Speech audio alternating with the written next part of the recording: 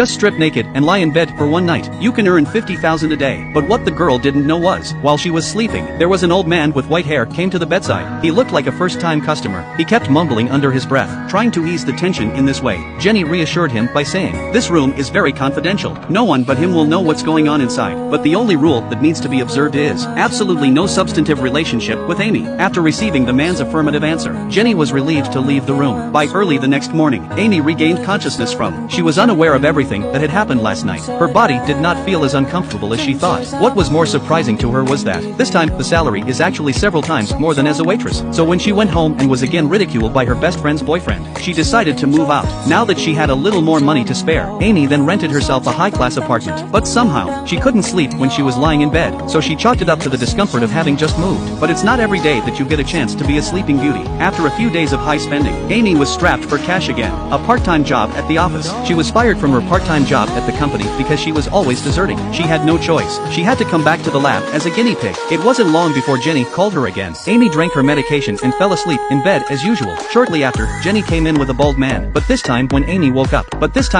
up and found some discomfort at the neck. And there were also some inexplicable bruises on her body. But at the moment, her mind was too dizzy. She couldn't think about anything at all. She only knew that she had a good income again. But the unexpected always comes unexpectedly. No matter how hard Amy worked to earn money, her boyfriend's condition was getting worse every day. The pain and suffering of the disease. He had lost the desire to live. When Amy came back, she found her boyfriend in bed, waiting for death to come. Amy was so sad that she couldn't describe it in words. She could only stay by his side quietly, spending the last moments of her life. Amy was devastated by her boyfriend's death. She began to doubt the meaning of her own money, and began to wonder what happened after she fell asleep. So after Jenny called her, Amy went to the mall, and bought a pinhole camera, ready to record everything that happened in the room. Before drinking the sleeping pills, Amy tried to get the truth out of Jenny, but she was told no, because she could not reveal any information about the guests. Amy had no choice but to stop, obediently drank the sleeping pills in her hand. When she got back to her room, she fought back the sleep to keep herself awake, installed the pinhole camera on a bookcase. Early the next morning, Jenny came into the room and tried to wake up her guest to leave. Instead, he was lying motionless on the bed. When she got closer, she realized he wasn't breathing. Jenny tried to calm down and wake Amy up, but she did not respond at all. Now Jenny was completely panicked. She went straight to Amy and shook her frantically. The good thing is that she just took an overdose of sleeping pills. She fell into a deep sleep, but when she woke up and saw the man sleeping next to her, instantly understood everything. She couldn't stop trembling, and the film ended with her screams.